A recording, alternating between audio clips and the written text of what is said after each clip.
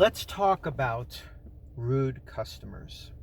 Welcome back to my channel where I give you all the tips and tricks possible in the gig economy and the 6 years of experience that I've been out here doing this on a consistent basis.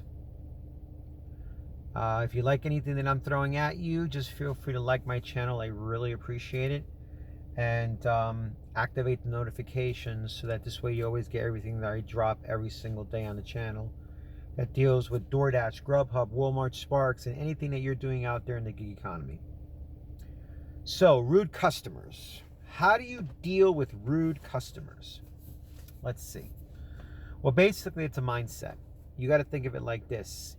Your time is very important.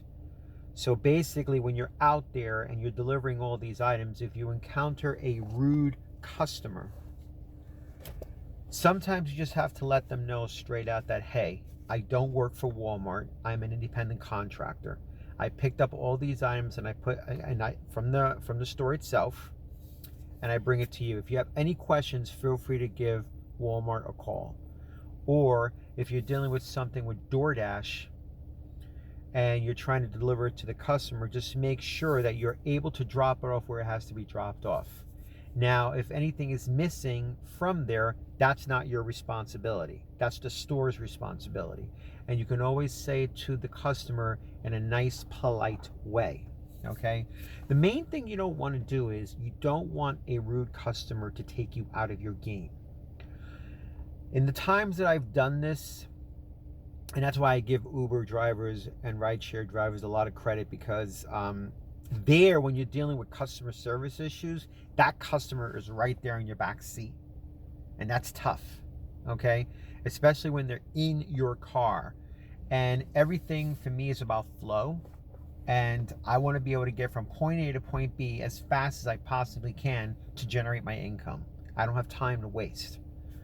So, bottom line is, with rude customers, you just got to compose yourself, take it with stride, never take it personal, okay? You got to think that they're having a hard day. That's their issues, their problems, okay?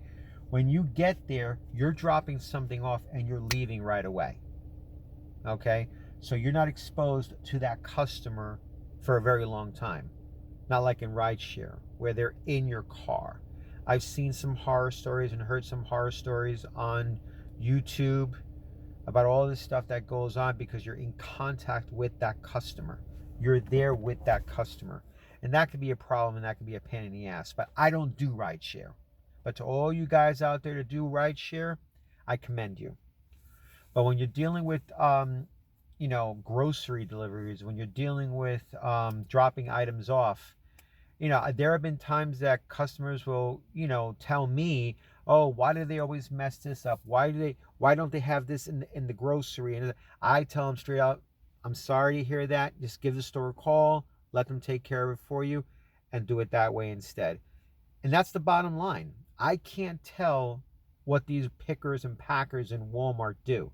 I can't tell what these drivers and these restaurants do for delivering food, okay?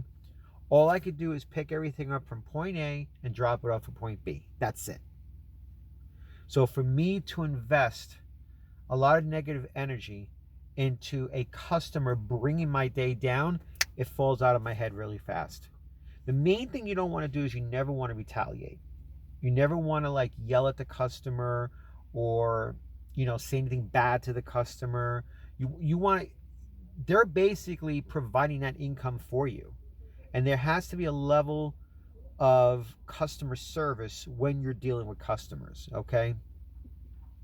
The best part about this is that you're dropping the item off and you're leaving. You're dropping the item off and you're leaving. So the exposure to that customer is very minimal. Very minimal. So if they're mad or if they're angry or if there's something wrong, that something was not in their order, just tell them straight out, listen, you'll have to give the store a call, let them know.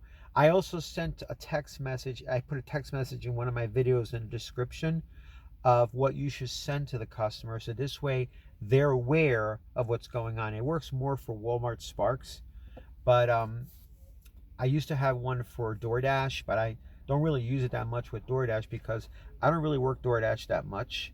I just work them very sparingly. And I'll see if I can do my best to put that text message for all Walmart Sparks people out there to send to the customer first before you drop the stuff off. It helps with your ratings. It helps to let them know exactly what your responsibility is. That you're not responsible for picking the items, packing the items, and putting them in the bag unless you're doing shop and deliver. Okay? But with curbside, I'm not responsible for that stuff. Okay? And again, it's just about keeping your head in the game. It's about realizing and understanding that you're doing your best and your best is good enough. I don't know what that customer is going through in their day. So I'm not going to invest that quantitative level of negative energy into them because I'm never going to see them again. I'm always constantly seeing new and different people all the time.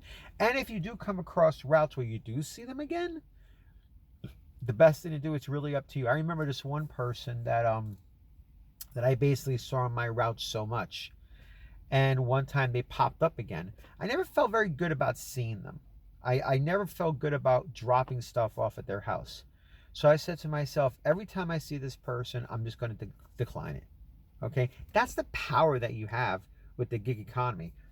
You can literally pick and choose what deliveries you want to drop off. And if you're seeing a consistent customer that either has a crappy attitude, a shitty attitude, and you know that they're in your route to go there, and if you come across one of those that are in your routes, and if you're working in the same market, and you know they have an attitude, just don't go there anymore.